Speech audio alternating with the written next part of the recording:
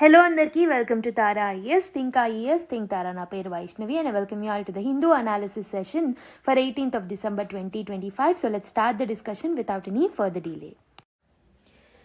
So before getting into the video, let me give you a small announcement. So మనం General Studies Foundation 2027 కోర్స్ని launch చేయడం జరిగిందనమాట. So the main agenda of this particular programme ఏదైతే ఉంటుందో, this is a paid initiative అండి. This particular programme is a 2 years comprehensive programme for the absolute beginners, right? ఈ particular ప్రోగ్రాంలో there will be a zero miss guidance. So టోటల్గా చాలా స్ట్రక్చర్డ్గా సైంటిఫిక్గా plan చేసిన programme అనమాట. ఇందులో మీరు ఫస్ట్ 6 monthsలోనే మీ టోటల్ ఫౌండేషన్ని కంప్లీట్ చేస్తారు. And this will be dealt in a very crisp and also exam oriented way. Okay, the extra things and the time waste kind of things will not be dealt in the classes. Okay, so మీకు time waste అవ్వదు, సైంటిఫిక్గా design చేశారు. And also ఇంకొకటి ఏంటి అని అంటే exam oriented ప్రాసెస్లో జరుగుతుంది, రైట్? సో ఎగ్జామ్కి ఎంతైతే నీడ్ ఉందో అంత మాత్రమే మనం ఈ క్లాసెస్లో డీల్ చేసుకుంటాము. అండ్ మీరు డెఫినెట్గా దీన్ని ఫాలో అయితే okay, so you'll have a guaranteed success అనమాట. ఎందుకనంటే అంత సైంటిఫిక్గా ఈ పర్టికులర్ ప్లాన్ని డిజైన్ చేయడం జరిగింది. ఓకే, ప్రాపర్ ర్యాషనాలిటీ అనేది ఉంది ఈ పర్టికులర్ ప్రోగ్రామ్ వెనక. So people will take 2 years, 3 years or 4 years of time. Sometimes they'll take more time to clear UPSC because of misguidance that is surrounding around them. So kabatti adanta eliminate chesi by eliminating the clutter around this particular preparation, చాలా సైంటిఫిక్గా student oriented మేనర్లో and మీరు ఇంటి నుంచి ఇంటి బయట అడుగు పెట్టకుండా చదువుకునే ప్రిపరేషన్ ప్రాసెస్ ఇందులో ఉంటుంది. సో మీరు లక్షలు ఖర్చు పెట్టాల్సిన అవసరం లేదు. దిస్ ఇస్ 50,000 కోర్స్ అనమాట. సో ఫస్ట్ 30 స్టూడెంట్స్కి ఎర్లీ బర్డ్ ఆఫర్ అనేది ఉంటుంది. You can call to this number 6305955532 అనే నెంబర్కి కాల్ చేసి you can enquire about this particular course. So this will come with the life time validity. So Sairam sir personal mentorship అనేది మీకు దొరుకుతుంది and hand holding approach అనేది ఉంటుందన్నమాట. Sir ప్రతి స్టెప్లో మీకు గైడ్ చేస్తారు. సో ఈ పర్టికులర్ బ్యాచ్ అనేది 9th of December నుంచి 2025 నుంచి స్టార్ట్ అవుతుంది. I show you the time table also how it is going to start. So this is for the ambitious once, you know, who know they meant for this particular exam. Okay, so they meant for more అనుకునే ప్రతి స్టూడెంట్కి ఈ particular programme అనేది help అవుతుంది. And also you can go in to the taraIAS.com and you can basically explore this particular platform where you can see our rankers and also ఇంకొకటి ఏంటి అని అంటే అక్కడ మీకు మన క్రెడెన్షియల్స్ అండ్ ఆల్సో మన దగ్గర ఉన్న కోర్సెస్ ఇన్ఫర్మేషన్ అదంతా మీకు కనిపిస్తుంది. You can explore this particular website also. Let me show you the time table నా. సో మీరు ఇది మ్యాక్రో షెడ్యూల్. నేను ఇంతకుముందు చెప్పినట్టు 9th December నుంచి మనం స్టార్ట్ చేస్తున్నాం కదా. So for the first 6 months ఈ పర్టికులర్ ప్లాన్ అనేది ఉంటుంది. And detailed video already Sairam sir చేశారు. You can watch that video for the full information. So ఇక్కడ జస్ట్ నేను అప్డేట్ మాత్రమే ఇస్తున్నాను. సో మీరు చూసుకున్నట్టయితే డిసెంబర్ నుంచి Jan 2026 మధ్యలో geography, disaster management, world history, ancient, medieval and art and culture లాంటి subjects and order of placing అనేది కూడా చాలా సైంటిఫిక్గా ప్లేస్ చేయడం జరిగిందనమాట. సో మీరు చూసుకుంటే you can see the geography.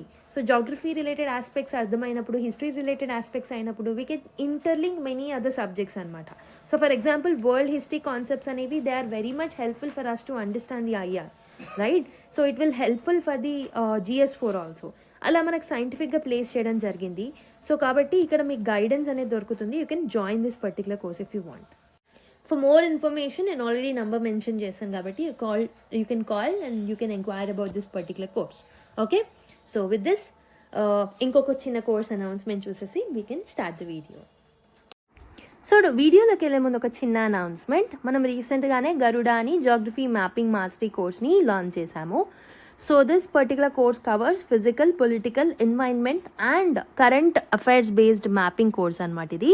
And this is the world static mapping course. Okay, world mapping, ఇది ఇండియన్ మ్యాపింగ్ కాదు. So previous year questions base చేసుకొని స్ట్రాటజీ అనేది ఫ్రేమ్ చేయడం జరిగింది to prepare and complete this particular course. And ప్రతి continent తీసుకొని each and every కాంటినెంట్లో important locations and తరచుగా UPSC favourite areas and also తరచుగా మనం న్యూస్లో చూసే కొన్ని ఏరియాస్ని స్పెసిఫిక్గా కవర్ చేస్తూ ఉంటాము. Theme wise like mountains, plains, plateaus, rivers etcetera. So this will be helpful for your other important areas also, like geography నేర్చుకోవడానికి, హిస్టరీలో ఇంపార్టెంట్ లొకేషన్స్ని లొకేట్ చేసుకోవడానికి, విజువలైజ్ చేసుకోవడానికి, కొన్ని థింగ్స్ని అర్థం చేసుకోవడానికి ఇది హెల్ప్ఫుల్ అవుతుంది. ప్రాక్టీస్ బుక్లెట్ ఇస్తాము with high resolution mappings and 3 practice టెస్ట్లు ఉంటాయి for smart and effective revision. The course is just for $499. If you want to enrol 6305955532 అనే నెంబర్కి కాల్ చేసి you can enrol in to this particular course. Okay, ఇదే కాదు, you can explore our website also. You can find an number of courses like world history course launch చేశాము and anthropology courses launch చేశాము.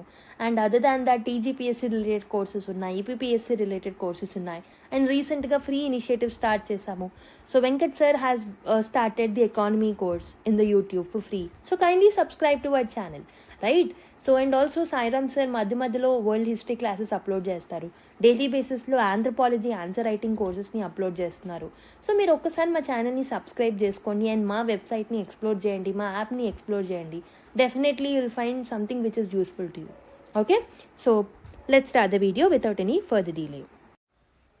Rare guard action అని చెప్పేసి ఒక editorial article రాయడం జరిగింది. Let's try and understand this particular article in detail. So ఈ article దేని గురించి మాట్లాడుతుంది అని మనం చూసుకున్నట్టయితే, this article is speaking about the air quality index అనమాట.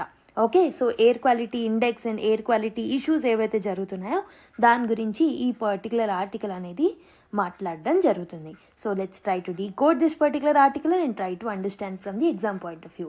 సో ఈ ఆర్టికల్లో ఏం మాట్లాడుతున్నారు అంటే, ఇండియా అనేది వెదర్ రిలేటెడ్ ప్రాబ్లమ్స్కి చాలా లేట్గా రియాక్ట్ అవుతుందంట. ఎస్పెషలీ ఫాగ్ రిలేటెడ్ ఇష్యూస్ కానివ్వండి, ఎయిర్ పొల్యూషన్ రిలేటెడ్ ఇష్యూస్ కానివ్వండి. సో వీటన్నిటికీ మనకి ఏం కావాలి? Continuous and year round actions అనేవి కావాలి. కానీ ఇండియా అనేది లాస్ట్ మినిట్ ఎమర్జెన్సీ స్టెప్స్తో ముందుకు వస్తుంది అనమాట ప్రతి వింటర్ సీజన్లో. సో అందుకే ఇక్కడ మనకి రేర్ గార్డ్ యాక్షన్ అని చెప్పేసి టైటిల్ ఇవ్వడం జరిగిందనమాట, రైట్? సో బేసికలీ డ్యామేజ్ జరిగిన తర్వాత రియాక్ట్ అవ్వడం అనేది ఇండియాస్ అప్రోచ్ అని చెప్పేసి ఈ ఆర్టికల్లో ఆథర్ చెప్పాలనుకుంటున్నారు. ఓకే, సో ఫాగ్ సీజన్ అనేది స్టార్ట్ అయింది and so we have many problems like every year in winter fog అనేది నార్దర్న్ పార్ట్ ఆఫ్ ఇండియాలో it begins, right? So fog వచ్చినప్పుడు రోడ్ యాక్సిడెంట్స్ ఎక్కువగా పెరిగిపోతూ ఉంటాయి, ఫ్లైట్ క్యాన్సిలేషన్స్ ఎక్కువగా అవుతూ ఉంటాయి, పానిక్ ఎక్కువ అవుతూ ఉంటుంది అండ్ డైలీ లైఫ్లో డిస్రప్షన్ అనేది జరుగుతూ ఉంటుంది అనమాట. Okay, so it is not a surprise, it has become an annual cycle. ప్రతి సంవత్సరం ఇది జరుగుతూనే ఉంటుంది. ఫాగ్ ఉంటే ఒక పార్టీకి okay, but there is another problem with the fog that is called as fog plus pollution, that is a dual problem, smog problem అనేది చూస్తున్నాం అనమాట. సో మాన్సూన్ సీజన్ ఎండ్ అయిన తర్వాత విండ్స్ అనేవి రెడ్యూస్ అవుతూ ఉంటాయి. ఓకే, సో పొల్యూషన్ ఏదైతే ఉంటుందో it will get trapped now, right? So ఏదైతే ముందు డిస్పర్స్ అయిన పొల్యూషన్ ఏదైతే ఉంటుందో అది ట్రాప్ అవుతుంది పోస్ట్ మాన్సూనల్ సీజన్స్. సో దీనివల్ల ఏమవుతుంది? పార్టికులేట్ మ్యాటర్ ఏదైతే ఉంటుందో దట్ విల్ రైజ్ అనమాట, right? So that will rise the overall pollution also. So basically ఈ పర్టికులర్ ప్రాబ్లం అనేది మనకి ఢిల్లీలో ఎన్సీఆర్ రీజియన్లో వస్తుంది అని మనకి అనిపిస్తూ ఉంటుంది, but it is beyond that. Even Indo Gangetic ప్లేన్స్లో కూడా ఇదే ప్రాబ్లం నడుస్తూ ఉందన్నమాట. And it is now spreading to Mumbai, Calcutta and also rapidly growing urban క్లస్టర్స్లో కూడా సిమిలర్ ప్రాబ్లం అనేది చూస్తున్నాం. Okay, so it is not just problem of Delhi or NCR region, but it is now becoming a problem of a national urban problem అని చెప్పొచ్చు అనమాట.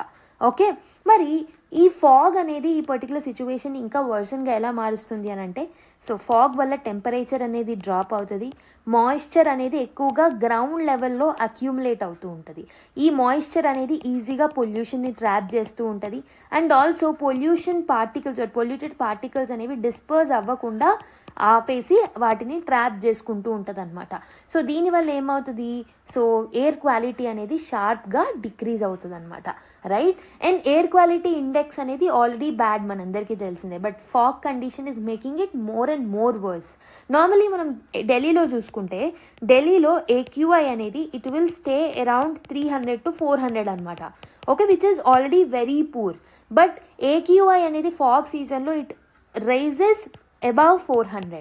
Okay, అంటే severe plus కేటగిరీకి reach అవుతుంది అనమాట. So this will lead to fear in people and also health emergencies పెరుగుతాయి, public panic కూడా పెరుగుతుంది అనమాట because of this particular bad air which they are breathing. Okay, and ఇంకొక ఇంపార్టెంట్ క్లారిఫికేషన్ ఈ ఆర్టికల్లో ఏమి ఇచ్చారు అని అంటే, fog itself does not make the air more toxic. ఫాగే టాక్సిసిటీకి కారణమైతే కాదు.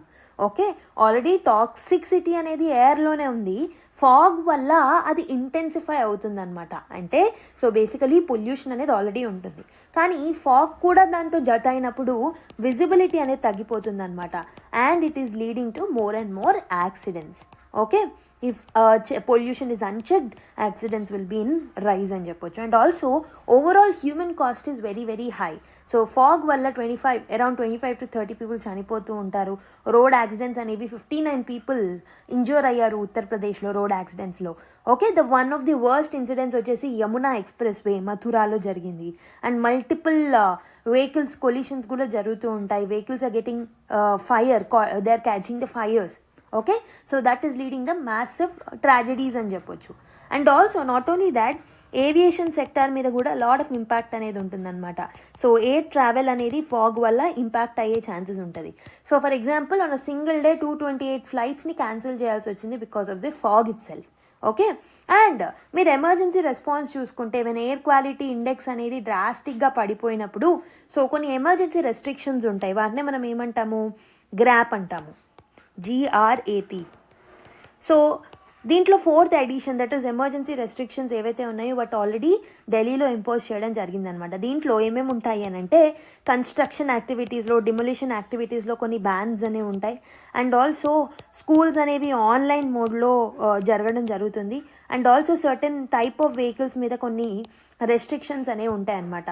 ఓకే, ఈ పర్టికులర్ ఎమర్జెన్సీ లెవెల్ అనేది ఎప్పుడు ఉంటుంది అని అంటే, AQI అనేది బియాండ్ పర్టికులర్ లిమిట్ దాటినప్పుడు, ఒక హయ్యెస్ట్ లిమిట్ దాటినప్పుడు ఈ పర్టికులర్ కండిషన్స్ అనేవి వర్తిస్తాయి అన్నమాట. ఓకే, అండ్ ఢిల్లీ గవర్నమెంట్ స్పెసిఫిక్గా సో బేసికలీ ఏవైతే vehicles pollution under control certificates లేని వెహికల్స్ ఉంటాయో వాటికి ఫ్యూయల్ అనేది పెట్టకూడదు అని ఒక రూల్ని తీసుకొచ్చాయి. అండ్ ఆల్సో ఏవైతే vehicles BS6 Bharat state 6 emission నార్మ్స్ని ఫాలో అవ్వట్లేదో సో అవి సిటీలోకి ఎంటర్ అవ్వకుండా చూసుకుంటుంది ఢిల్లీ. ఓకే, సో కాబట్టి it sounds tough but achieves little in reality. So this kind of measures will achieve very very little. ఈ పర్టికులర్ మెజర్స్ తీసుకోవడం, we need more kind of measures that we need to come up with. Okay, in order to treat the overall problem from the ground. Okay, మరి వీళ్ళు తీసుకున్న measures అనేవి ఎందుకు real ప్రాబ్లమ్ని solve చేయాలంటే, so basically the worst pollution అనేది it is coming from the residual emissions. So the worst kind of emissions are the residual emissions అనమాట. Okay, so ఈ ఎమిషన్స్ అనేవి ఆల్రెడీ మాయిశ్చర్లో ట్రాప్ అయిపోయి ఉన్నాయి. సో కాబట్టి ఫ్యూ వెహికల్స్ని మీరు స్టాప్ చేయడం వల్ల ఆల్రెడీ ఎగ్జిస్టెన్స్లో ఉన్న పొల్యూషన్స్ని మీరు ట్రీట్ చేయలేరు కదా. Okay, so basically you're not treating the root cause, you're treating only the symptoms అనమాట. ఓకే, సో మరి what is the centre's union government approach or meetings ఎలా తీసుకొస్తుంది అని అంటే, మల్టిపుల్ మీటింగ్స్ కండక్ట్ చేస్తున్నారు. They are repeating the advises and warnings. ఈ instructions అనేవి almost ignore చేస్తూనే ఉంటారు. ఈ ఇన్స్ట్రక్షన్స్ని సీరియస్ నోట్లో ఎవరు తీసుకోవట్లేదు. అండ్ ఎన్ఫోర్స్మెంట్ కూడా చాలా వీక్గా ఉందన్నమాట. So what is the role of the commission on air quality management? ఈ ఆర్టికల్లో మెయిన్గా commission on air quality management గురించి ఎక్కువగా మాట్లాడుతున్నారు. So this is an empowered body అనమాట. So it must show some independence. ఇది ఒక ఇండిపెండెంట్ బాడీగా వర్క్ చేయాల్సిన అవసరం అయితే ఉంటుందన్నమాట. సో బేసికలీ దీని యొక్క డ్యూటీ ఏంటి అని అంటే, వింటర్ వరకు వెయిట్ చేయకుండా ముందుగానే ఎమర్జెన్సీస్ని ప్రకటించాలి. సో దట్ వింటర్లో ఎలాంటి ప్రాబ్లమ్స్ అనేవి ఉండకూడదు. So that role must be played by this commission on air quality management. And the article is demanding that so short term panic యాక్షన్స్లాగా కాకుండా ఇండియాకి ఇయర్ రౌండ్ పొల్యూషన్ కంట్రోల్ అనేది ఉండాలి. సో ఏవైతే పాలసీస్ మనం తీసుకొస్తున్నాయో ప్రతి సీజన్కి అలైన్ అయ్యేటట్టు ముందుగానే సో ఒక విజనరీ థాట్తో మనం ముందుకు రావాలి. ఓకే, అండ్ ఆల్సో AQI అనేది 350కి మించి ఎప్పుడు దాటొద్దు. Even in the peak foggy season also 350 కన్నా ఎక్కువ వెళ్లకుండా యాక్షన్స్ అనేవి, పాలసీస్ అనేవి మనం ప్లాన్ చేసుకోవాల్సిన అవసరం అయితే ఉంది అని చెప్పేసి ఈ ఆర్టికల్లో ఆథర్ హైలైట్ చేస్తున్నారనమాట. ఓకే, ఫాగ్ అనేది ప్రిడిక్టబుల్, రైట్, అండ్ పొల్యూషన్ అనేది man made, and accidents and chaos are preventable. ఇవన్నీ ప్రివెంటబుల్ అయినప్పుడు అథారిటీస్ లేట్గా యాక్ట్ చేయకుండా ఫాస్ట్ క్విక్ డిసిషన్స్ తీసుకొని ఇయర్ రౌండ్ ప్లాన్స్ చేసుకుంటే ఈ పర్టికులర్ ప్రాబ్లమ్ని కంప్లీట్గా సాల్వ్ చేయొచ్చు అనేదే ఆర్టికల్ యొక్క మెయిన్ థాట్ అనమాట. Okay, Now let's go to another article. Change the worse, the move to alter MGNREGA's beyond recognition must be dropped అని చెప్పేసి ఒక ఆర్టికల్ రావడం జరిగింది. సో రీసెంట్ టైమ్స్లో మనం న్యూస్లో ఒక 2-3 టైమ్స్ చూసాం కదా, లైక్ ఎంజీ నరేగా యాక్ట్ని చేంజ్ చేసేసి కొన్ని చేంజెస్ తీసుకొచ్చి నేమ్ కూడా చేంజ్ చేస్తున్నారని చూసాం. Okay, so central government has introduced a new bill called as Viksit Bharat guarantee for Rozgar and Ajeevika mission Gramin. So this is the bill that they have introduced. ఈ bill అనేది so already ఎగ్జిస్టెన్స్లో ఉన్న ఎంజీ నరేగా చట్టం ఏదైతే ఉంటుందో దాన్ని రీప్లేస్ చేస్తుంది అనమాట. Okay, so the rural employment law, ఈ ఎంజీ నరేగా అనేది it's about rural employment law అనమాట. ఆల్మోస్ట్ 20 years నుంచి ఇది ఎగ్జిస్టెన్స్లో ఉందన్నమాట. Okay, so why does this article says it's a problem? So basically ఈ ఆర్టికల్లో ఈ పర్టికులర్ చేంజ్ అనేది ఒక ప్రాబ్లమ్ అని చెప్పేసి అంటున్నారు. And why this article is speaking about this particular change as a problem? So author ఏం చెప్తున్నారు అని అంటే, ఇది నేమ్ చేంజ్ మాత్రమే కాదు. According to the author, it is the change of a very nature of the scheme. Nature of the scheme అనేది ఎంటైర్గా change అవుతుంది అని చెప్పేసి అంటున్నారనమాట.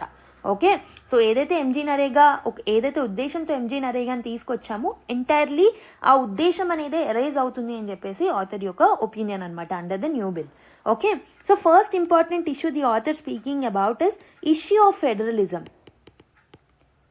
Right? See, article is arguing that this is another attempt by the center. Ante union government yokka another attempt where they want to disrupt the idea of federalism and they want to centralize all the actions అని చెప్పేసి అంటున్నారు. అంటే so ఏదైతే స్టేట్స్కి మనం ఫెడరలిజంలో భాగంగా కొన్ని powers and functions ఇవ్వాలి and they need to have certain kind of freedom.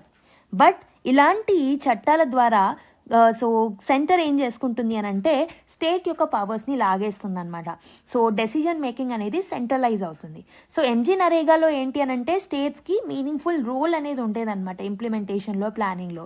But ఈ కొత్త విబిజీ రామ్జీ ఏదైతే ఉందో దీనితో ఈ ఫెడరలిజం అనేది సో డిస్రప్ట్ అవుతుంది అని చెప్పేసి ఆథర్ అంటున్నారు. And second important thing is about Gandhi's name.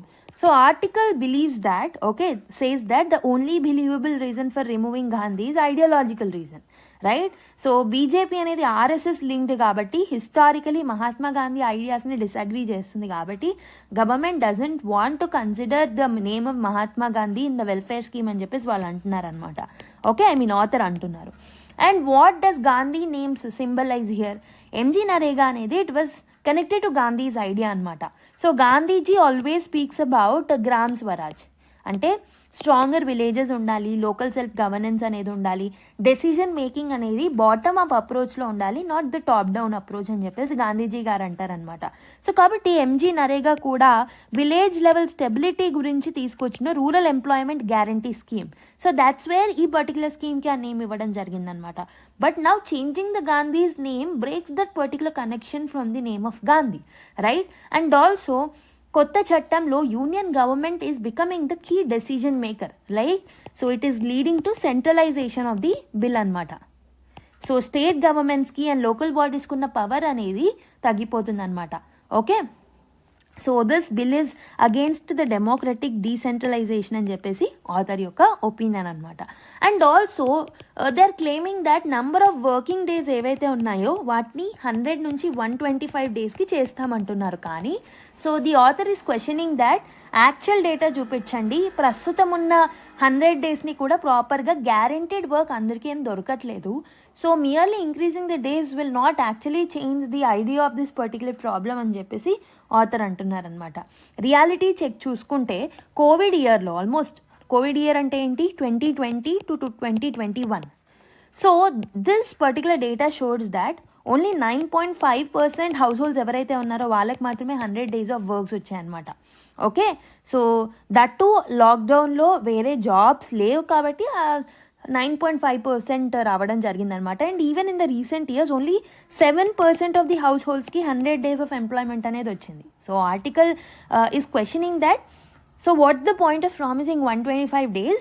Even ఈ 100 days మీరు ప్రొవైడ్ చేయలేనప్పుడు, రేర్గా ప్రొవైడ్ చేసినప్పుడు 125 days ప్రామిస్ చేసి ఏం లాభం అని చెప్పేసి అంటున్నారనమాట.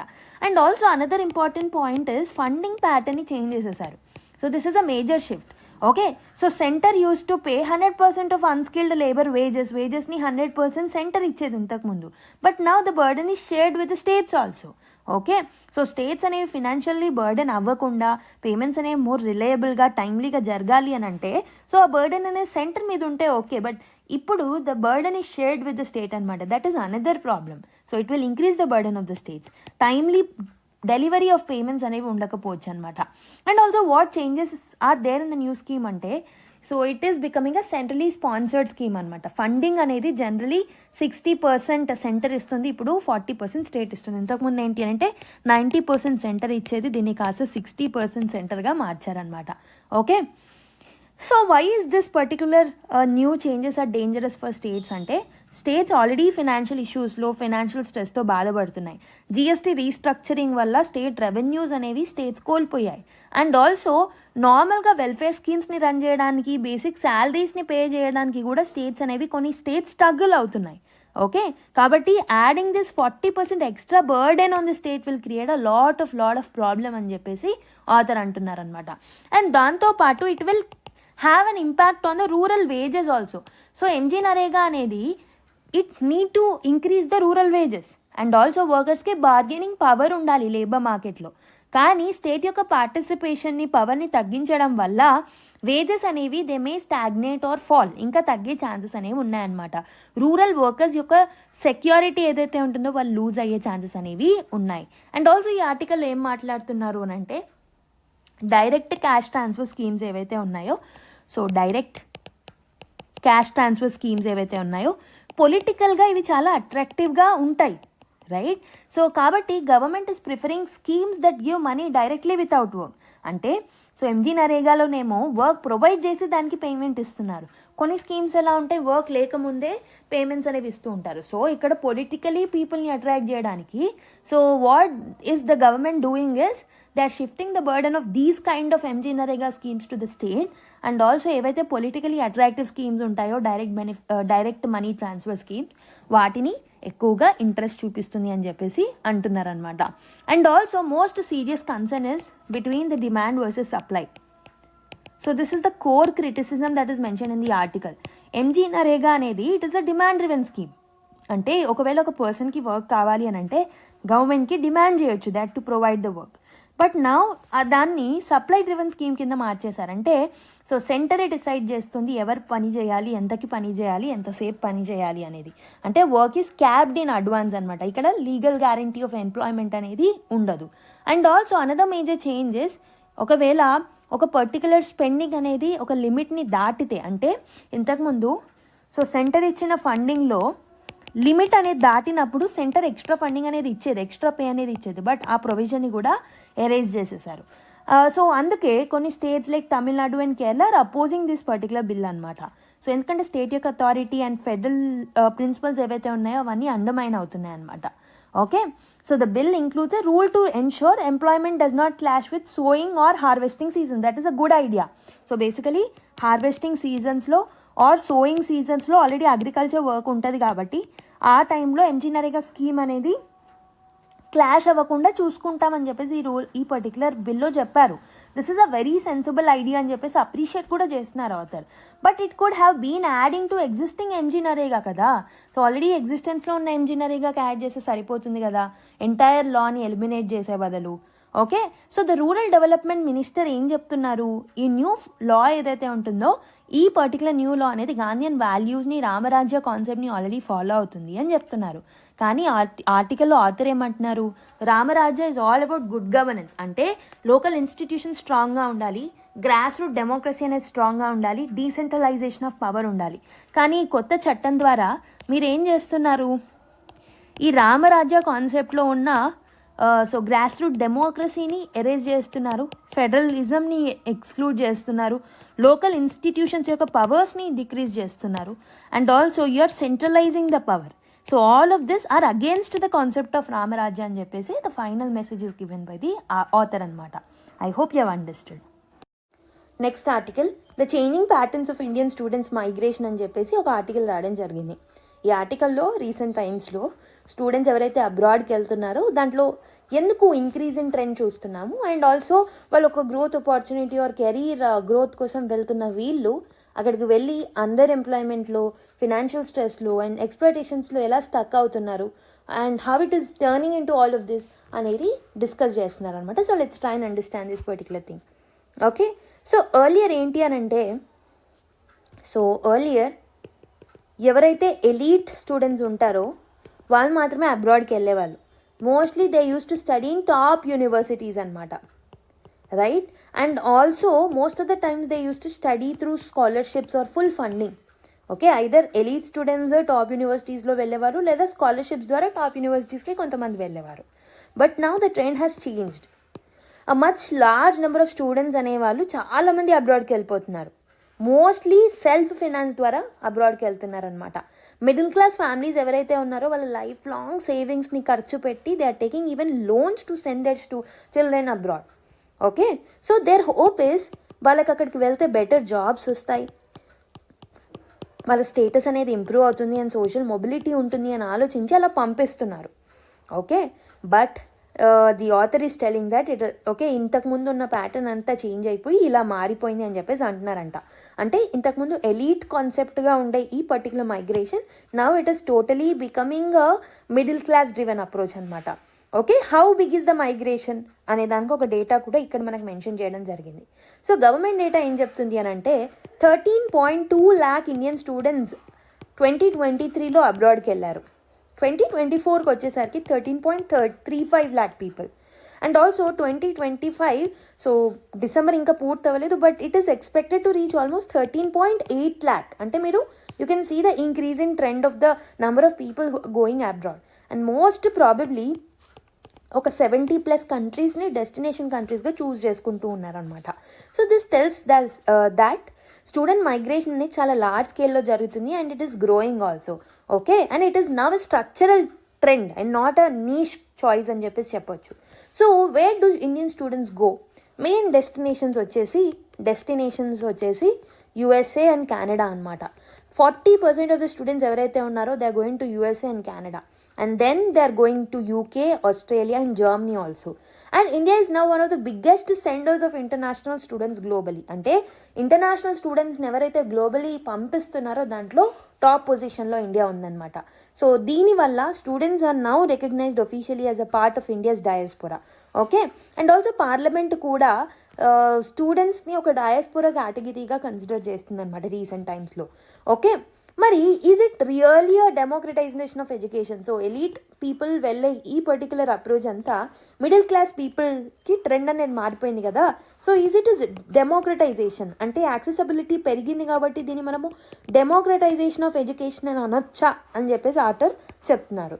సో ఫారెన్ ఎడ్యుకేషన్ అనేది it is now accessible to more Indians కాబట్టి ఇది డెమోక్రటైజేషన్ అని చెప్పేసి మనకు ఒక క్వశ్చన్ వస్తుంది. But the article is challenging the optimism. Okay, access అనేది ఇంక్రీజ్ అయింది, but what about quality of outcomes? What about the outcomes? These are still unequal. So కొంతమందికి ఒకలా అవుట్పుట్ ఉంటే ఇంకొంతమందికి ఇంకోలా అవుట్పుట్ ఉంటుంది. సో అవుట్పుట్లో ఇన్ఈక్వాలిటీ అనేది చాలా ఎక్కువగా ఉందన్నమాట. So though it is appearing to be positive, this is mostly negative అనమాట. ఓకే, సో మెనీ స్టూడెంట్స్ చాలామంది రిక్రూట్మెంట్ ఏజెన్సీస్ ద్వారా వెళ్తూ ఉన్నారనమాట. And they are going through the recruitment agencies. ఈ ఏజెన్సీస్ అనేవి లీగల్ జోన్లో గ్రే ఏరియాస్లో ఉంటాయి. ఓకే, కాబట్టి ఇక్కడ వీళ్ళు ఈ పర్టికులర్ రిక్రూట్మెంట్ ఏజెన్సీస్ అండ్ ఈ ఏజెన్సీస్ ద్వారా వెళ్ళే వాళ్ళు ఎవరైతే ఉన్నారో, సో ఏజెన్సీస్ యొక్క గోల్ ఈజ్ అబౌట్ కమిషన్ తీసుకోవాలనేది వాళ్ళ గోల్ అనమాట. వాళ్ళు స్టూడెంట్ వెల్ఫేర్ గురించి ఆలోచించారు. Okay, and students are pushed in to low ranked colleges most of the times. So ఇంతకుముందు టాప్ యూనివర్సిటీస్కి వెళ్ళే స్టూడెంట్స్ ఇప్పుడు మిడిల్ క్లాస్ వాళ్ళు లో స్టాండర్డ్ యూనివర్సిటీస్కి కాలేజెస్కి వెళ్తున్నారనమాట. ఓకే, సో వాళ్ళ బ్యాక్గ్రౌండ్కి సంబంధం లేని కోర్సెస్ని చూస్ చేసుకుంటున్నారు. జాబ్ ప్రాస్పెక్ట్స్ కూడా ప్రాపర్గా ఉండట్లేదు అనమాట. సో దీనివల్ల ఎవరైతే ఈ ఏజెంట్స్ ఉంటారో వాళ్ళకి ప్రాఫిట్ ఉంటుంది. అండ్ ఆల్సో ప్రైవేట్ కాలేజెస్ ఏవైతే అబ్రాడ్లో వర్క్ చేస్తున్నాయో వాటికి ప్రాఫిట్ ఉంటుంది. కానీ మన స్టూడెంట్స్కి ఎలాంటి బెనిఫిట్ అనేది ఉండట్లేదు అనమాట. Okay, so instead of improving the skills, అక్కడికి వెళ్తే స్కిల్స్ అనేవి ఇంప్రూవ్ అవ్వాలి, కానీ సో అక్కడికి వెళ్ళి స్కిల్స్ అనేవి డీస్కిల్స్గా మారిపోతున్నాయి అనమాట. ఓకే, సో డిగ్రీస్ అనేవి స్కిల్డ్ జాబ్స్గా కన్వర్ట్ అవ్వట్లేదు. ఫర్ ఎగ్జాంపుల్ ఫ్రమ్ యూకే మనం చూసుకుంటే మెనీ ఓల్డ్ పాలిటెక్నిక్స్ ఎవరైతే ఉంటారో so were made universities after 1992. Okay, so polytechnics colleges ఏవైతే ఉంటాయో యూకేలో, సో 1992 తర్వాత ఫ్రేమ్ అయిన ఈ పర్టికులర్ కాలేజెస్ చాలా మటుకు ఇంటర్నేషనల్ స్టూడెంట్స్ మీద ఎక్కువ డిపెండ్ అవుతూ ఉంటారనమాట. ఓకే, అండ్ అందుకే ఎంట్రీ స్టాండర్డ్స్ని కూడా చాలా రిలాక్స్డ్గా పెట్టడం జరిగిందనమాట. సో దీనివల్ల ఏమవుతుంది, అకాడమిక్ క్వాలిటీ అనేది డిక్లైన్ అవుతుంది అనమాట. అంటే యూకేలో చదువుకున్న 1 in 4 ఇండియన్ పోస్ట్ గ్రాడ్యుయేట్స్ ఎవరైతే ఉన్నారో so they get a sponsored skilled visa అనమాట. Okay, so if you look at the Kerala as a case study, okay, ఈ ఆర్టికల్లో కేరళను ఒక కేస్ స్టడీ ఎగ్జాంపుల్గా యూజ్ చేసుకోవడం జరిగిందనమాట. ఎర్లియర్ మనం చూసుకుంటే migration was mainly to the Gulf labour migration అనమాట. సో గల్ఫ్ కంట్రీస్కి ఎక్కువగా వెళ్ళేవాళ్ళు కేరళ నుంచి. నౌ ఇప్పుడు మనం చూసుకుంటే కేరళ నుంచి కూడా స్టూడెంట్ మైగ్రేషన్ అనేది చాలా చాలా పెరగడం జరుగుతుందన్నమాట.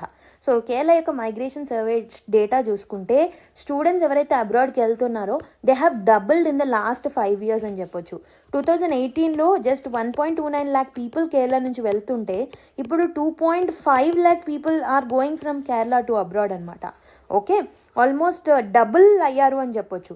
And student now form the 11% of the total emigrants who are going out of the Kerala. Okay, and also traditionally ఏంటి అని అంటే ఇంతకుముందు కాన్సెప్ట్ ఎలా ఉండేది అని అంటే మైగ్రెంట్స్ ఎవరైతే వేరే దేశానికి వెళ్తున్నారో వాళ్ళు రెమిటాన్సెస్ని ఇండియాకి పంపించేవాళ్ళు. బట్ ఆ ట్రెండ్ అనేది రివర్స్ అవుతుంది. సో కేరళ స్టూడెంట్స్ మనం చూసుకుంటే they are spending almost 43,378 crores on foreign education overall. అంటే 20% ఆఫ్ ద లేబర్ రెమిటెన్సెస్ ఏవైతే కేరళకు వస్తున్నాయో they are going out again in the form of the education అనమాట. Okay, instead of earning families చాలా heavy బర్డెన్ని pay చేస్తున్నారు for the education purpose. Okay, మరి ఈ particular families, middle class families వాళ్ళ పిల్లల్ని అక్కడికి పంపించడానికి ఖర్చు చేసే మనీ ఎక్కడి నుంచి వస్తుంది? So some times they are taking education loans, some times they are mortgaging the lands or houses. Okay, life long సేవింగ్స్ని యూజ్ చేస్తూ ఉంటారనమాట. ఎందుకనంటే దర్ ఎక్స్పెక్టేషన్ ఈజ్ ఫ్యూచర్లో వాళ్ళకి మంచి జాబ్ వస్తుంది, హై పేడ్ శాలరీ వస్తుంది, లోన్ రీపే చేసుకోగలుగుతారు అండ్ బెటర్ లైఫ్ దొరుకుతుంది ఫర్ ఫ్యామిలీ అని చెప్పేసి వాళ్ళు అనుకుంటున్నారు. But what actually is happening over there, చాలా స్టూడెంట్స్ ఎవరైతే అక్కడికి వెళ్తున్నారో అక్కడికి వెళ్ళి లాట్ ఆఫ్ ఇష్యూస్ని ఫేస్ చేస్తున్నారు. So they are not getting any jobs, skilled visas అనేవి డీనే అవుతున్నాయి.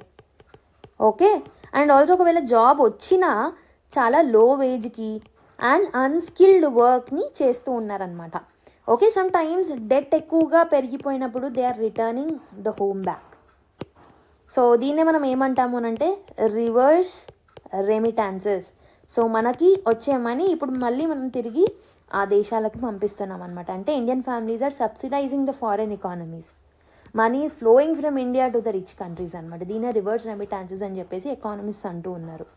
How host countries are benefiting? మరి హోస్ట్ కంట్రీస్ ఎనార్మలస్గా యాక్చువల్లీ బెనిఫిట్ అవుతున్నారు. ఫర్ ఎగ్జాంపుల్ కెనడా చూసుకుంటే సో $30.9 billion ఆఫ్ ద జీడిపికి $30.9 billion యాడ్ చేసుకోగలిగారు because of the foreign students నుంచి వచ్చే ఇన్కమ్. ఓకే, ఇండియన్ స్టూడెంట్స్ ఎవరైతే ఉన్నారో they form 45% of the international students.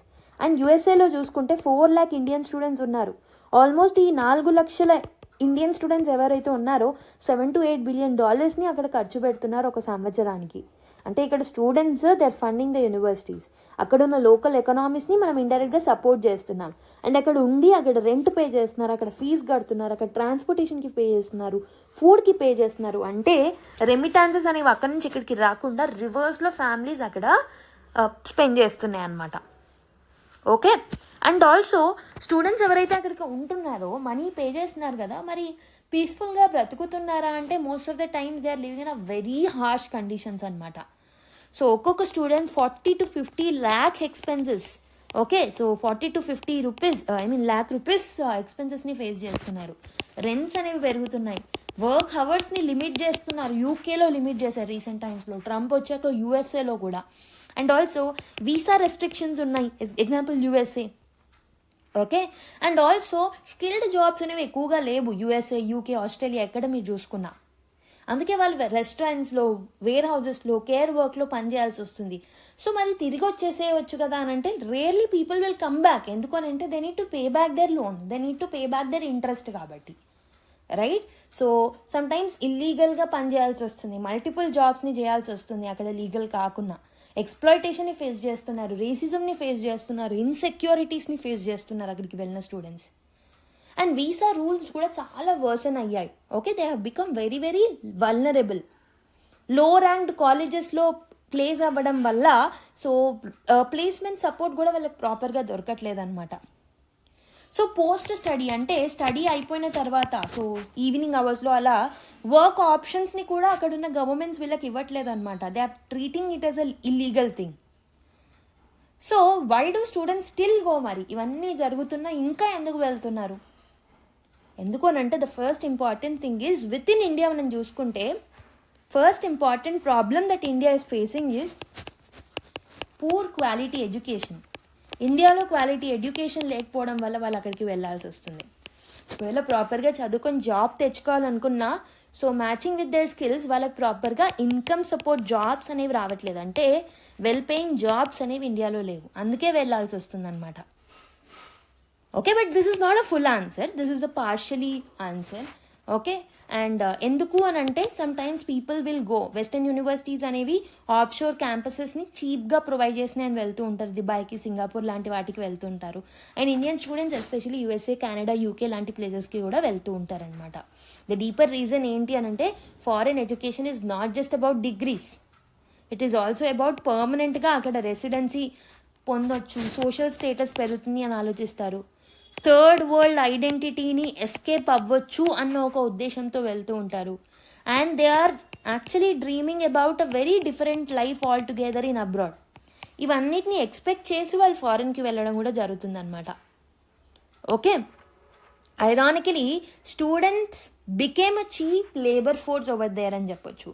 So Gulf workers ఎలా అయితే గల్ఫ్కి వెళ్ళి పనిచేస్తూ ఉంటారో అన్స్కిల్డ్ వర్కర్స్ లాగా ఇక్కడ చదువుకొని కూడా చీప్ లేబర్ అక్కడ చేయాల్సి వస్తుంది. But only with one difference, ఇక్కడ ఏంటి అని అంటే వాళ్ళు అక్కడ వర్క్ చేసినప్పటికీ ఎక్స్ట్రా వాళ్ళే అక్కడ ఎక్కువ పే చేసుకొని ఇండియాకి తిరిగి రావాల్సి వస్తుంది. అంటే సో రివర్స్ రెమిటాన్సెస్ అనేవి జరుగుతూ ఉన్నాయి. గల్ఫ్లో at least people used to work there and రెమిటాన్సెస్ని they used to send back to the home. Okay, so this particular concept is called as brain waste అనమాట, ఈ ఆర్టికల్లో ఇచ్చారు. Right?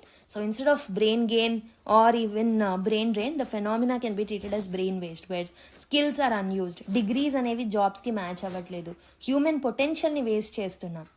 So the article finally want to argue that strong regulation అనేది ఉండాలి education agents మీద. Pre departure counselling ఆనెస్ట్గా జరగాలి. Foreign గవర్నమెంట్స్తో కొన్ని అగ్రిమెంట్స్ని మనం సైన్ చేసుకోవాలి వాళ్ళ స్టూడెంట్స్ యొక్క ప్రాపర్ కండిషన్స్కి సంబంధించి. ఫారెన్ ఇన్స్టిట్యూషన్స్ అకౌంటబుల్గా ఉండాలి for what they promise. Okay, so aspirations అనేవి ఎక్స్ప్లాయిటేషన్గా మారకుండా ఉండాలి అంటే ఈ స్టెప్స్ ఖచ్చితంగా గవర్నమెంట్ తీసుకోవాల్సిన అవసరం అయితే ఉందన్నమాట. Next article, how is Aravalli range to be protected అని చెప్పేసి ఈ ఆర్టికల్ రావడం జరిగింది. So let's try and understand this particular article in detail. So what is happening right now అని అంటే so Supreme Court of India రీసెంట్గా it has fixed the uniform definition of the Aravalli hills. Aravalli హిల్స్కి or Aravalli రేంజ్కి ఒక uniform డెఫినేషన్ని fix చేసిందనమాట. And also so fresh mining leases ఏవైతే ఉంటాయో వాటన్నిటిని పాజ్ చేసింది అరవల్లి రీజన్లో. So this applies to across the regions like Delhi కానివ్వండి, హర్యానా, రాజస్థాన్ అండ్ గుజరాత్ అన్ని రీజన్స్లో. ఎందుకనంటే అరవల్లి రీజియన్ని డిస్ట్రక్షన్ నుంచి కాపాడదామని చెప్పేసి ఈ స్టెప్ తీసుకోవడం జరిగిందనమాట. మరి ఈ అరవల్లి రేంజెస్ ఏవైతే ఉన్నాయో why are those so important అని అంటే so these are one of the oldest mountain ranges అనమాట. They are almost 2 billion years old. Okay, so second important reason ఏంటి అని అంటే డెసర్టిఫికేషన్కి అగేన్స్ట్గా వాటిని కాపాడడం కోసం కూడా ఈ యాక్షన్ తీసుకోవడం జరిగింది. Like they are very important కాబట్టి వాటిని మనం ప్రొటెక్ట్ చేయాలి. సో అరవల్లీస్ ఎప్పుడైనా ఒక న్యాచురల్ వాల్ లాగా పనిచేస్తూ ఉంటాయి. ఓకే, సో థార్ డెజర్ట్ అనేది ఈస్ట్ వర్డ్ స్ప్రెడ్ అవ్వకుండా ఈ అరవల్లి రేంజెస్ అనేవి కాపాడుతూ ఉంటాయి అన్నమాట. సో అవి లేకపోతే డెజర్ట్ కండిషన్స్ అనేవి ఈవెన్ హర్యానాకి, రాజస్థాన్కి, యూపీకి, ఈవెన్ ఇండో గ్యాంజెటిక్ ప్లేన్స్కి కూడా రీచ్ అయ్యే అవకాశాలు అనేవి ఉంటాయి. అప్పుడు ఈ ఫర్టైల్ అగ్రికల్చర్ ల్యాండ్ కాస్త డెజర్ట్గా మారిపోయే ఛాన్సెస్ అనేవి ఉంటాయి. థర్డ్ ఇంపార్టెంట్ థింగ్ ఏంటి అని అంటే they have very huge climate and ecological role. So ఈ అరవలీస్ అనేవి లోకల్ క్లైమేట్ని స్టెబిలైజ్ చేస్తాయి, ఫారెస్ట్ని, వైల్డ్ లైఫ్ని సపోర్ట్ చేస్తాయి, బయోడైవర్సిటీస్ని కూడా సపోర్ట్ చేస్తాయి. ఫోర్త్ ఇంపార్టెంట్ థింగ్ ఏంటి అని అంటే they are known for the ground water recharge. Rain water అనేవి గ్రౌండ్లోకి సీప్ అయ్యేలాగా అండ్ ఆల్సో అక్విఫైయర్స్ అనేవి రీఛార్జ్ అయ్యేలాగా హెల్ప్ చేస్తాయి అన్నమాట. సో దీనివల్ల ఢిల్లీ ఎన్సీఆర్ రీజన్కి, రాజస్థాన్కి, హర్యానాకి ప్రాపర్ వాటర్ సప్లై అనేది దొరుకుతుంది. And fifth important reason is Aravalli range source of rivers also. So several important rivers ఏవైతే ఉన్నాయో అవి ఇక్కడ ఆరిజినేట్ అవుతున్నాయి. For example Chambal river, Sabarmati river, Luni river, ఇవన్నీ ఇక్కడ ఎమర్జ్ అవుతున్నాయి. So that's where Aravalli region అనేది చాలా చాలా ఇంపార్టెంట్. ఓకే, మరి ఇక్కడ మైనింగ్ ఎందుకు పాజ్ చేయాల్సి వచ్చింది? Why mining is a problem అని అంటే బేసిక్గా ఈ particular reason is rich in minerals. So ఇక్కడ మనకు sandstone, limestone, marble, granite ఇలాంటివి ఎన్నో సో స్టోన్స్ అనేవి దొరుకుతాయి అనమాట. And also metals like lead, zinc, copper, gold, tungsten లాంటివి కూడా జరుగుతూ ఉంటాయి. సో హ్యూజ్ మైనింగ్ యాక్టివిటీస్ ఇక్కడ చేస్తూ ఉంటారు. బట్ వాట్ వెంట్ రాంగ్ అంటే లాస్ట్ 40 yearsలో మనం చూసుకుంటే సో ఇక్కడ excessive stone and sand mining అనేది జరుగుతుందన్నమాట. లార్జ్ స్కేల్ క్వారీయింగ్ యాక్టివిటీ అనేది కూడా జరుగుతుంది. ఇల్లీగల్ మైనింగ్ అనేది జరుగుతుంది. దీనివల్ల ఆ ఏరియాలో డస్ట్ అండ్ ఎయిర్ పొల్యూషన్ అనేది పెరిగింది, ఫారెస్ట్ కవర్ అనేది పోయింది, గ్రౌండ్ వాటర్ లెవెల్స్ అనేవి తగ్గాయి, హిల్ స్ట్రక్చర్లో డిస్ట్రక్షన్ అనేది జరిగిందనమాట. సో ఇంటర్నేషనల్ ఆబ్లిగేషన్ ఏంటి అని అంటే సో మనం already UN convention to combat డెజర్టిఫికేషన్లో భాగంగా ఉన్నామన్నమాట. సో ఇది ఏం చెప్తుంది అని అంటే ఇలాంటి ఈకోసిస్టమ్స్ని మనం ప్రొటెక్ట్ చేయాలి, which is stopping the desertification. And also it is important for India also. Okay, so మరి మైనింగ్ని ప్రాపర్గా రెగ్యులేట్ చేయలేదా లాస్ట్ 40 yearsలోనంటే since the early 1990s environmental ministry ఎవరైతే ఉన్నారో మైనింగ్ని ఓన్లీ అప్రూవల్ రూట్లో అప్రూవ్ చేసేది. ఓకే, బట్ రూల్స్ ఏవైతే ఉన్నాయో ఓపెన్గా వైలేట్ చేసినా పెద్దగా రెగ్యులేషన్ అనేది ఉండేది కాదనమాట. సో 2009లో సుప్రీంకోర్టు ఏం చేసింది అని అంటే they have imposed a complete mining ban, especially Faridabad, Gurugram, Mewat region, హర్యానాలో బ్యాన్ చేయడం జరిగిందనమాట. And also again in 2024 May Supreme Court stopped the fresh mining leases and renewals ఇవ్వడం ఆపండి అని చెప్పిందనమాట. అండ్ సెంట్రల్ ఎంపవర్డ్ కమిటీ ఏదైతే ఉందో సో సెంట్రల్ ఎంపవర్డ్ కమిటీని ఈ ఇష్యూని మొత్తం స్టడీ చేయమని చెప్పిందనమాట. మరి ఈ సెంట్రల్ ఎంపవర్డ్ కమిటీ ఏం రికమెండ్ చేసింది? What did this particular central empowered committee study and what did they recommend? కొన్ని రికమెండేషన్స్ ఇచ్చారు దాన్ని స్టడీ చేసినాక. మార్చ్ 2024లో ఇచ్చారు. ఒకటి వచ్చేసి సైంటిఫిక్ మ్యాపింగ్ చేయమన్నారు. అంటే అరవలి రీజియన్ ఏదైతే ఉందో ఏ స్టేట్స్లో ఉంది, ఎంతవరకు ఉంది, ఒక ఎగ్జాక్ట్ క్లారిటీ అనేది ఉండాలి. సో దానికోసం సైంటిఫిక్ మ్యాపింగ్ అనేది ఇంపార్టెంట్. ఎన్వైరన్మెంటల్ ఇంపాక్ట్ అసెస్మెంట్స్ని చేయాలి అని చెప్పారు. Okay, so project by project కాకుండా ఓవరాల్ ఇంపాక్ట్ అసెస్మెంట్ మ్యాక్రో లెవెల్లో కూడా జరిపించాలి అని చెప్పేసి ఫర్ ది ఎంటైర్ రేంజ్ అని చెప్పి సజెషన్ ఇచ్చారు. థర్డ్ ఇంపార్టెంట్ థింగ్ ఇస్ కొన్ని రీజియన్స్ని no mining zone, absolute no mining జోన్స్గా డిక్లేర్ చేయండి. ఓకే, కంప్లీట్గా బ్యాన్ చేయండి. అక్కడ wildlife habitats, protected forest, water bodies, tiger corridors కంప్లీట్గా ఈ రీజన్స్లో మైనింగ్ని బ్యాన్ చేయండి. And also have a proper regulation on stone crushers. Stone crushing units ఏవైతే ఉన్నాయో ఖచ్చితంగా వాటిని స్ట్రిక్ట్గా కంట్రోల్ చేయాలి. ఎందుకనంటే అవి ఎయిర్ పొల్యూషన్ అండ్ డస్ట్ లెవెల్స్ని చాలా ఎక్కువగా పెంచుతాయి. And also pause on a new mining activity, కొత్త మైనింగ్ యాక్టివిటీస్ని తీసుకురావద్దు అంటిల్ మ్యాపింగ్ అండ్ అసెస్మెంట్స్ అనేవి జరిగించే వరకు. ఓకే, మరి ఈ రికమెండేషన్స్ ఇచ్చాక సిఈసి సుప్రీంకోర్టు ఏం చెప్పింది అని అంటే రీసెంట్గా 2025 నవంబర్లో రీసెంట్గానే రికమెండేషన్స్ని యాక్సెప్ట్ చేసి ఇవన్నిటిని ఖచ్చితంగా నిర్వర్తించాలి అని చెప్పేసి ఆర్డర్ ఇవ్వడం జరిగిందనమాట. Okay, made them a part of its order.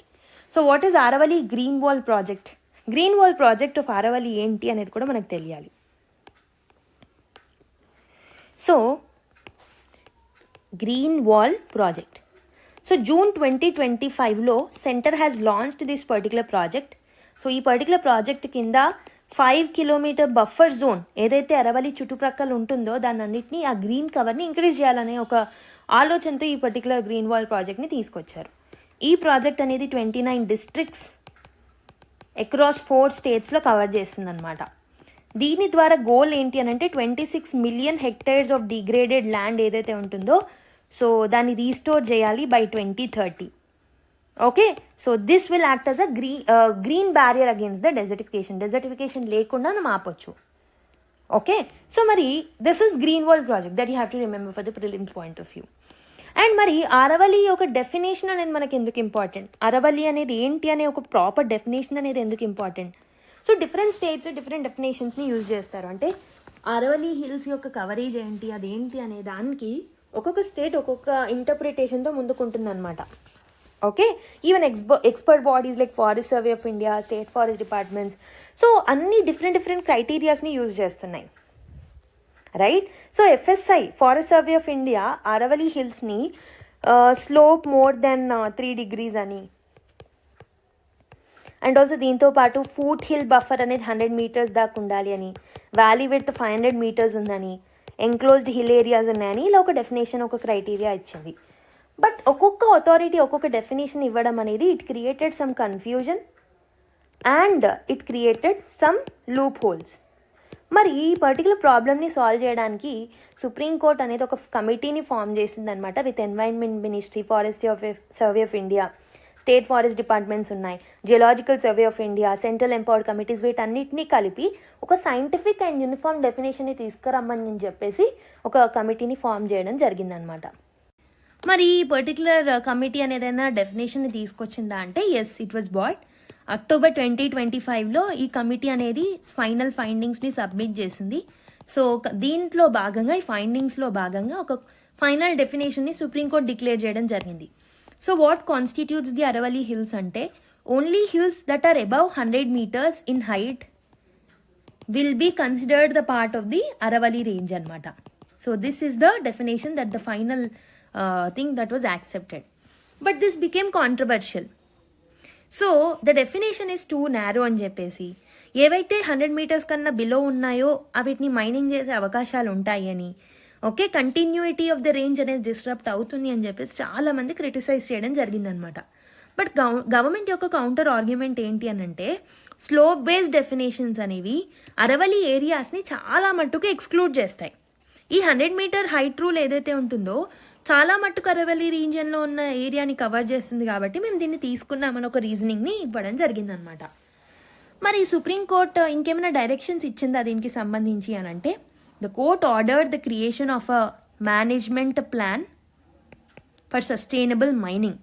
ఈ particular management for sustainable mining ఏదైతే ఉంటుందో ఈ ప్లాన్లో ఏముంటుంది అని అంటే సో నో మైనింగ్ జోన్స్ ఏమేమి ఉంటాయి అనే దాన్ని మెన్షన్ చేస్తారు. అసలు అబ్జల్యూట్లీ నో మైనింగ్ జోన్స్ ఏమి ఉండాలి, లిమిటెడ్ మైనింగ్ ఎక్కడెక్కడ చేయొచ్చు, ఓకే, లిమిటెడ్ మైనింగ్ ఏ ఏరియాస్లో చేయొచ్చు, okay, and also they will map wild life corridors ఎక్కడెక్కడ ఉన్నాయి, వైల్డ్ లైఫ్ హ్యాబిటాట్స్ ఎక్కడెక్కడ ఉన్నాయి, ఎకలాజికల్ డ్యామేజ్ యొక్క యాక్సెసిబిలిటీ ఎంత, ఇలా డిఫరెంట్ థింగ్స్ని ఈ పర్టికులర్ ప్లాన్లో మెన్షన్ చేశారనమాట.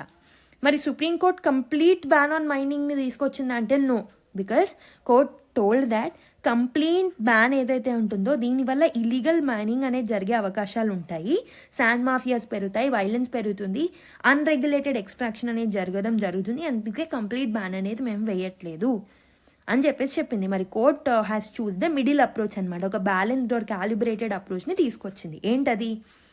ఎగ్జిస్టింగ్ మైనింగ్, లీగల్ మైనింగ్ ఏదైతే ఉందో strictly regulated but they are allowed. New mining ఏదైతే ఉంటుందో so definitions and scientific planning వచ్చే వరకు దీన్ని రెస్ట్రిక్ట్ చేశారు, పాజ్ చేశారు. ఎకలాజికల్ సెన్సిటివ్ ఏరియాస్లో మాత్రం కంప్లీట్ బ్యాన్ చేశారు. సో ఈ అప్రోచ్తో ముందుకు వచ్చిందనమాట. Okay, I hope you have understand this article. So the core idea of the article ఏంటి, అరవలీస్ అనేవి ఎందుకు ఇంపార్టెంట్, మైనింగ్ అనేది ఎందుకు డ్యామేజ్ని క్రియేట్ చేస్తుంది, బ్యాన్స్ తర్వాత ఏమైంది, సో ఇలా కమిటీస్ని నిర్వర్తించారు, సో డెఫినేషన్స్ ఎలా ఇచ్చారు, ఎంతవరకు యాక్సెప్ట్ చేశాము, what is the criticism of the definition, ఇవన్నీ చూసాం. Okay, now let's go to another article. I'm giving a small homework to you. I want you people to read this particular article. ఎందుకంటే నేను ఇంతకు ముందు కూడా Thailand and కంబోడియాకి మధ్యలో ఉన్న border clash ఏమిటి, దేని గురించి జరుగుతుందని చాలాసార్లు డిస్కస్ చేశాను. ఇక్కడ ఉన్న ఇంపార్టెంట్ కాన్ఫ్లిక్ట్ రీజన్ ఏంటి మాత్రమే మీరు తెలుసుకుంటే సరిపోతుంది. Okay, I want you people to read about this article, especially Priyavihar temple ఏదైతే ఉంటుందో దానికి సంబంధించిన కాన్ఫ్లిక్ట్ అనాలిసిస్ మాత్రమే మీకు ఇంపార్టెంట్. ఇక్కడ నంబర్స్ ఎప్పుడు స్టార్ట్ అయింది, ఎప్పుడు గొడవ మళ్ళీ ఎండ్ అయింది, ఇదంతా కాదు. ఓకే, సో సో మరి ఐసీజేకి కూడా వెళ్తుంది ఈ పర్టికులర్ ఇష్యూ. ఐసీజేలో ఎలాంటి వర్డిక్ట్ వచ్చింది, ఎవరికి ఫేవర్గా వచ్చింది, అయితే థాయిలాండ్ ఆర్ కంబోడియా. సో దాన్ని కూడా మీరు కామెంట్ బాక్స్లో try to mention. Okay, again this particular article also I want you people to read it on your own. Last 2 days నేను శాంతి బిల్ గురించి చాలా డీటెయిల్గా డిస్కస్ చేశాను. ఎవరైనా క్లారిటీ కోసం వినాలి అనుకుంటే డిస్కషన్ని, నిన్నటి న్యూస్ పేపర్ అండ్ మొన్నటి న్యూస్ పేపర్ ఆర్టికల్స్ని ఒకసారి, వీడియోస్ని ఒకసారి చూడండి. So only look at that particular portion where I have discussed about this particular article. Okay, so now let's go to another article. Navy commissions a second MH-60R copter squadron, the Ospreys at INS Hansa అని చెప్పేసి ఒక article వచ్చింది. So Indian navy has commissioned అంటే officially induct చేసుకుంది ఏంటి అని అంటే second squadron MH-60R helicopters called INAS 335 the ospreys అనమాట. ఓకే, సో లొకేషన్ వచ్చేసి INS Hansa in Goa. Wednesday రోజు దీన్ని కమిషన్ చేసుకోవడం జరిగిందనమాట. ఓకే, ద కమిషనింగ్ అంటే ఏం లేదు, స్క్వాడ్రన్ని ఫుల్లీ ఆపరేషనల్గా మార్చారు. రియల్ మిషన్స్లో దీన్ని ఇప్పుడు డిప్లాయ్ చేసుకోవచ్చు అనమాట. So what is this MH-60R helicopter? So దీన్నే మనము రోమియో అని అంటామన్నమాట. So it is a multi role naval helicopter. Originally దీన్ని మనము we have developed it from the USA అనమాట. This is one of the most advanced maritime helicopters in the world. So ఇది anti submarine వార్ఫేర్ని, anti surface వార్ఫేర్ని, maritime సర్వేలెన్స్ని, search and rescue ఆపరేషన్స్ని, okay, ఇలాంటివి ఎన్నో యాక్టివిటీస్ని పర్ఫామ్ చేస్తుంది అనమాట. So why is this very important అంటే, సో నేవీస్ రోటరీ వింగ్ ఏదైతే ఉంటుందో, that is helicopter based wing ఏదైతే ఉంటుందో, సో వాళ్ళ యొక్క కంబాట్ క్యాపబిలిటీ అనేది ఇంక్రీజ్ అవుతుంది with this particular commissioning of this MH-60R. Okay, so I hope you have understand. India Ethiopia natural partners in regional peace connectivity says Narendra Modi garu. Prime minister Narendra Modi garu రీసెంట్గా ఇథియోపియాకి first time bilateral visit చేయడం జరిగింది. Ethiopian పార్లమెంట్లో joint సెషన్ని కూడా address చేయడం జరిగిందనమాట. And he described India and Ethiopian relation as a natural partners, especially రెండు countries regional space connectivity and మిగతా వాటి మీద, ఈవెన్ సెక్యూరిటీ మీద కలెక్టివ్గా ఫోకస్ చేస్తాయి. అందుకే మనం న్యాచురల్ పార్ట్నర్స్ అని చెప్పేసి అనడం జరిగిందనమాట. So why is this visit very important అంటే, ఇండియా అండ్ ఆఫ్రికా రిలేషన్స్ అనేవి స్ట్రెంథెన్ అవుతాయి. అండ్ ఆల్సో గ్లోబల్ సౌత్లో ఇండియా యొక్క రోల్ అనేది పెరగడం జరుగుతుంది because of this connectivity.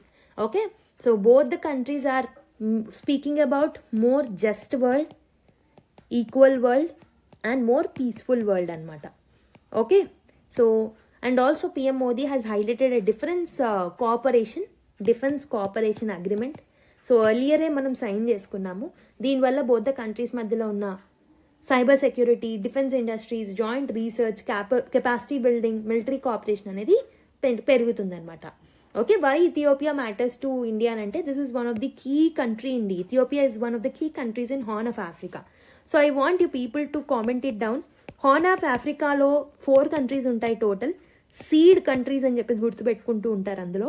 So SEED, ఒక ఈ వచ్చేసి ఇథియోపియా, మరి SE and D ఈ 3 కంట్రీస్ ఏంటో కామెంట్ చేయండి. Okay, so and also prime minister Narendra Modi గారు హైలైటెడ్ దాట్ హార్న్ ఆఫ్ ఆఫ్రికాలో ఇది ఇంపార్టెంట్ పార్ట్ కాబట్టి ఇంపార్టెంట్ రీజనల్ స్టెబిలిటీకి and Red Sea and Indian Ocean కనెక్టివిటీకి కూడా చాలా వెరీ ఇంపార్టెంట్ అనమాట. And African Union headquarters కూడా Ethiopia, that's where again it is an important place. And Indian investment ఎంత ఉంది అక్కడ అంటే ఆల్మోస్ట్ $5 billion ఇన్వెస్ట్మెంట్ ఉంది ఇథియోపియాలో, especially textiles, manufacturing, agriculture and health care సెక్టర్స్లో 75,000 లోకల్ జాబ్స్ని క్రియేట్ చేయగలిగాం with respect to them. Okay, and also prime minister Narendra Modi has received Nishan of Ethiopia అనే ఒక honour, Ethiopian honour, highest civilian అవార్డ్ని కూడా receive చేసుకున్నారు. లాస్ట్ క్లాస్లో చెప్పాను. Okay, so this is the first time that ఒక గ్లోబల్ హెడ్ ఆఫ్ ద స్టేట్కి ఈ పర్టికులర్ అవార్డు ఇవ్వడం వాళ్ళు.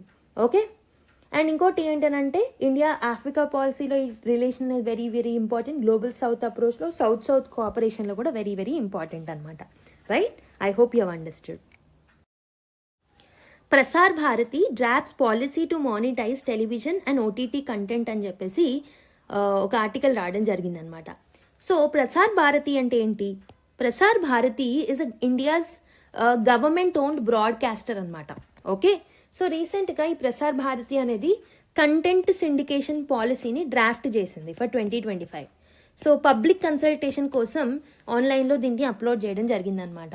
ఓకే, సో పబ్లిక్ సర్వీస్ మ్యాండేట్ని కంటిన్యూ చేస్తూనే ప్రసార్ భారతి అనేది ఈ కంటెంట్ సిండికేషన్ పాలసీలో భాగంగా సో తన యొక్క కంటెంట్ని కొంచెం మానిటైజ్ చేయాలనుకుంటుంది అనమాట. So this is announced by ministry of state for information and broadcasting L Murugan in Lok Sabha. So what is the purpose of this particular CSP, that is content syndication policy? ఒకటి వచ్చేసి దీన్ని మానిటైజ్ చేయొచ్చు. Okay, దీనివల్ల ప్రసాద్ భారతిలో content వల్ల వాళ్ళకి revenue generate అవుతుంది. రెండవది కల్చరల్ అవుట్ రీచ్ పెరుగుతుంది అనమాట. ఓకే, ఇండియా యొక్క కల్చరల్ ప్రెజెన్స్ డొమెస్టిక్గా అండ్ ఇంటర్నేషనల్గా పెంచుకోవచ్చు. And third important thing is public service అనేది స్టిల్ కంటిన్యూ అవుతుంది అనమాట. Some educational and cultural content information programming still ఫ్రీగానే రన్ అవుతూ ఉంటాయి. సో మరి ఏ టైప్ ఆఫ్ కంటెంట్ అనేది కవర్ అవుతూ ఉంటుంది? సో ఈ పాలసీ అనేది దూరదర్శన్ అండ్ ఆకాశవాణి ప్రొడక్షన్స్ని కవర్ చేస్తూ ఉంటుంది, అప్లై అవుతుంది. Okay, and regional content, national కంటెంట్ని కవర్ చేస్తుంది. ఓటీటీ ప్లాట్ఫామ్స్ కూడా ఉంటాయి, లైవ్ కవరేజ్ కూడా ఉంటుంది కొన్ని గవర్నమెంట్ ఈవెంట్స్కి. అండ్ హూ వాజ్ కన్సల్టెడ్ అని అంటే Prasad Bharati conducted industry consultations with OTT platforms like Netflix, Disney, TV broadcasters, etc. And now they have kept it for the public review anamata. Okay, so let's see what will happen further in the next classes, like whenever again it appears in the news, right? Now let's go to another article. Rajya Sabha passes bill for 100% FDI in insurance sector అని చెప్పేసి ఒక article వచ్చింది. So last క్లాస్లో కూడా ఈ bill గురించి నేను explain చేశాను, మీకు గుర్తుంటే. సో రాజ్యసభలో ఇది పాస్ అయిందనమాట. సో సబ్కా భీమా సబ్కి రక్ష అనే ఈ పర్టికులర్ అమెండ్మెంట్ బిల్ని రాజ్యసభ పాస్ చేసింది. This allows 100% FDI in India's insurance sector అనమాట. సో 2025లో ఈ పర్టికులర్ అమెండింగ్ బిల్ని ఇంట్రడ్యూస్ చేయడం జరిగింది. And this particular thing will remove 71 ఆబ్సొలేట్ అంటే అవుట్డేటెడ్ లాస్ అన్నిటిని రిమూవ్ చేసి వీటిని తీసుకురావడం జరిగిందనమాట. సో దీంట్లో ఫస్ట్ ఇంపార్టెంట్ థింగ్ ఏంటి అంటే FDI ఏదైతే ఇన్సూరెన్స్ సెక్టార్లో ఉందో సో దాన్ని 100%కి పెంచడం జరిగిందనమాట. Previous limit was only 49% or lower. Okay, so దీనివల్ల ఫారెన్ ఇన్సూరెన్స్ కంపెనీస్ టోటల్గా ఇండియాలో ఇన్వెస్ట్ చేయొచ్చు, right? And all money that is collected from Indian policy holders remain in India only. That is another important thing. So premiums ఏవైతే ఉన్నాయో that will stay in India only. That is another thing. Social sector participation. So foreign insurers ఎవరైతే ఉన్నారో now they'll be required to participate in government welfare schemes also, like private sector insurers. And also competition is expected to increase. చాలా మంది foreign players పెరుగుతారు కాబట్టి ఎక్కువ competition అనేది ఉంటుంది. And also lower premiums అనేవి లోవర్ అయ్యే ఛాన్సెస్ అనేవి ఉంటాయన్నమాట. బట్ ఇక్కడ ఆపోజిషన్ పార్టీ వాళ్ళు డేటా ప్రైవసీ ఇష్యూస్ని కోట్ చేస్తున్నారు, లైక్ పాన్ ఆధార్ డేటా వాళ్ళకి వెళ్ళిపోతాయి అని చెప్పేసి ఫారినర్స్కి. ఇండియన్ PSUs మీద ఇంపాక్ట్ ఉంటుంది because of the increase in competition అని అంటున్నారు.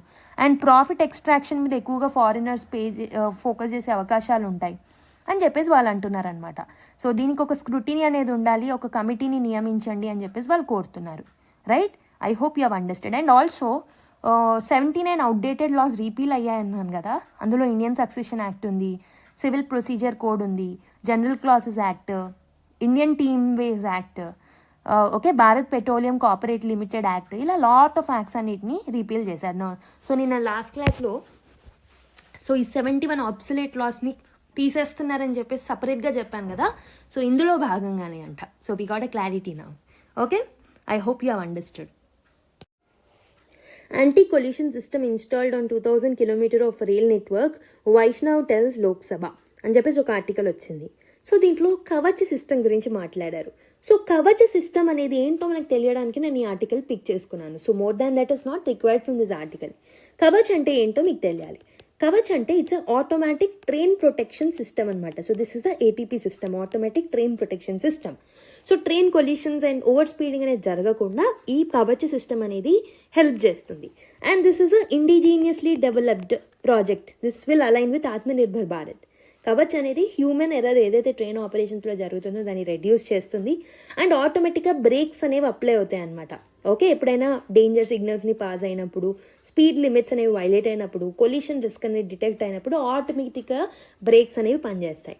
సో అలా మనకి కవచ్ సిస్టమ్ అనేది హెల్ప్ చేస్తుంది అనమాట. So I hope you have understood what is Kavach, right? So this can be asked in the prelims exam. That's why I have picked it. Another small update, ICG ship Sardak makes first port call at Iran's Chahabar. So Indian coast guard ship Sarthak ఏదైతే ఉంటుందో, so ఇదొక off shore patrol vessel అనమాట.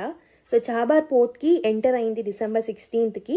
So basically December 19th వరకు కూడా అక్కడే ఉంటుంది. According to defence ministry, the port call marking the first ever visit of an Indian coast guard ship to Chabahar. First time ఇలా visit అవ్వడం జరిగిందనమాట ICJ ఒక ship చాబార్కి, right? So underscored India's growing maritime engagement in the region and ability to support secure supply lines to Afghanistan and Central Asia. So ఈ particular project are ఈ particular visit అనేది India యొక్క Sagar and Mahasagar vision ఏదైతే ఉంటుందో దాన్ని align చేసుకొని ఉంటుందన్నమాట. Okay, so basically professional and community oriented యాక్టివిటీస్లో కూడా ఈ షిప్ అనేది పర్ఫామ్ చేస్తుంది. So very small update that I want you people to know, అంతే. Okay, and another one small update. Okay, so Indian Army leaves for Desert Cyclone 2 military exercise. An Indian Army contingent has departed for the UAE. So ఇది ఎవరి మధ్యలో అంటే Indian army and also UAE army. Okay, so second edition of India UAE joint military exercise ఇది desert cyclone 2 అనమాట. అబుదాబిలో December 18th నుంచి 30 మధ్యలో జరుగుతుంది అనమాట. According to defence ministry, Indian contingent 45 personnel ఉన్నారు. ఇవన్నీ మనకు అవసరం లేదు. Just remember, desert cyclone 2 second edition is going to happen in Abu Dhabi. So that is between UAE and Indian Army, right? So this is a joint military exercise. Just remember the fact. Okay. Modern traditional medicine will be integrated in phases అని ఒక చిన్న update వచ్చింది. ఆయుష్ secretary వైద్య రాజేష్ కొచ్చా గారు he stated that India అనేది phased collaborative integration of modern medicine with traditional medicine చేయబోతుంది అనమాట. Okay, so WHO యొక్క second global summit on traditional medicine జరిగింది. So remember, WHO conducts the global summit of traditional medicines. ఇది ఎవరు organise చేస్తారు అంటే WHO and government of India organise చేశారు. So 100+ countries participate చేయడం జరిగిందనమాట. So under Ayush, that is Ayurveda, yoga, naturopathy, Unani, Siddha, homeopathy. So ఇందులో భాగంగా మోడర్న్ అండ్ ట్రెడిషనల్ మెడిసిన్స్ని ఇంటిగ్రేట్ చేయబోతున్నారు. Okay, gradual and phased wise మేనర్లో, ఒకేసారి కాకుండా. సో అప్డేట్ అనేది ఇక్కడ రావడం జరిగిందనమాట. Okay, so medical education and health service delivery, ఇలా లాట్ ఆఫ్ ఫోకస్ ఏరియాస్ అనేవి ఈ ఆర్టికల్లో హైలైట్ చేయబడ్డాయి. బట్ రిమెంబర్, ఫేజ్డ్ వైజ్డ్ మేనర్లో ఈ పర్టికులర్ ఇంటిగ్రేషన్ అనేది జరగబోతుంది, right? India Oman to sign a free trade pact today, says Goyal. So India and Oman free trade agreement sign చేసుకోబోతున్నాయనంట. So this is announcement given by Piyush Goyal గారు, the commerce ministry. Okay, Indian and Oman business ఫోరంలో sign చేసుకోబోతున్నారని ఒక update ఇచ్చారు. Once they'll sign, it will be in the news again. So basically negotiations 2023లోనే CEPA ఫ్రేమ్వర్క్లో భాగంగా start అయ్యాయి. So basically FTA will be signed అని చెప్పేసి అంటున్నారు. కాబట్టి let's see if it is signed again, it will be in the news.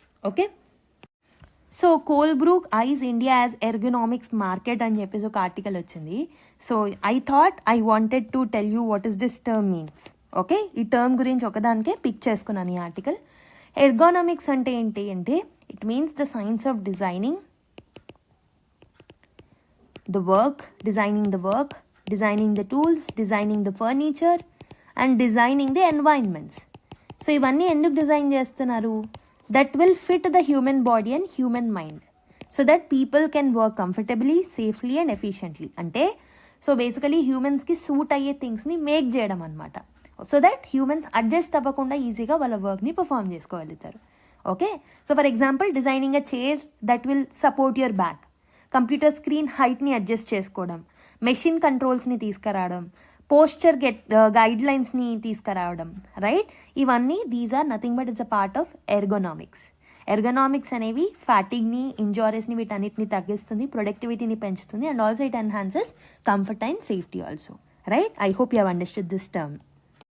So with this let me end the discussion of today's newspaper analysis. కొన్ని homeworks ఇచ్చాను కదా, so the people who are watching it for the first time, so నేను already చెప్పినట్టు last క్లాసెస్లో ఏవైతే చూడాలో వాటిని చూసేయండి. అండ్ థాయిలాండ్ అండ్ కంబోడియా ఇష్యూని ఒకసారి మీరు చదవడానికి ప్రయత్నించండి. I'm very much sure that you'll understand, right? So already మనం చాలాసార్లు డిస్కస్ చేసుకున్నాము కాబట్టి నేను అవి హోంవర్క్గా ఇచ్చాను. So if you liked it, please like the video and also give your feedback to the comment box. And I would really appreciate the people who are watching it on a daily basis consistently, definitely. So I'll make sure that it will be as useful as possible. So that మీకు daily చూస్తున్నందుకు మీకు ప్రాపర్గా benefit అవ్వాలి అని నేను కోరుకుంటున్నాను. Okay, so next క్లాస్లో మళ్ళీ కలుద్దాం. Until then take care, bye, and keep smiling everyone. On all the best.